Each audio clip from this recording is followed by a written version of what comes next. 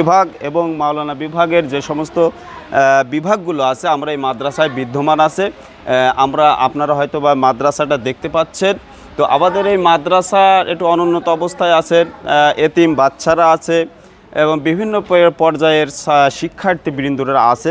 তো আমাদের মাঝখান থেকে উপস্থিত সুদূর অস্ট্রেলিয়া থেকে আগত এভারগ্রিন ডোনেশনারের সিইও জনাব মোহাম্মদ মাহমুদ আলম এবং উপস্থিত আছেন আমাদের বাংলাদেশের সাউথ বাংলা চ্যারিটি চেয়ারপারসন জনাব মোহাম্মদ ফেরদৌস আলম। স্যাররা তাদের সহযোগিতার হাতটা আমাদের সামনে একটু প্রসারিত করেছেন। তারা এসছেন, আমরা খুবই আনন্দিত হয়েছে। তো আমরা এখন যাচ্ছি আমাদের যে বিভাগগুলো আছে, মাদ্রাসার যে বিভাগগুলো আছে, আমরা আস্তে আস্তে আপনাদেরকে সেই রুমটা একটু দেখাবো। আসেন, আপনারা সকলে আসেন।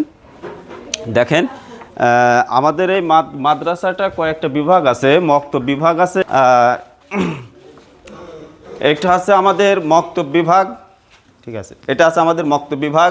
এরপরে আমাদের এটা আছে জামাত বিভাগ, তারপরে আছে এটা আছে আমাদের হেফস বিভাগ আছে, তারপরে আপনার অধিক মানে আছে জামাতখানা আছে, অনেকগুলো যে আমরা যে জেনারেলি বলি 1, 2, 3, এটা আমাদের মাদ্রাসায় যে মক্তব বিভাগ বলা হয়। এরপরে হেফস বিভাগ বলে, জামাতখানা বলা হয়, মিজানুস সরফ, এগুলো মাদ্রাসার লাইনের একটা সিস্টেম। তো আমরা পর্যায়ক্রমে যারা যে সমস্ত হাফেজগুলো আছে আমাদের এতিম বাচ্চারাও আছে, আমরা তাদের এখানে এসছি।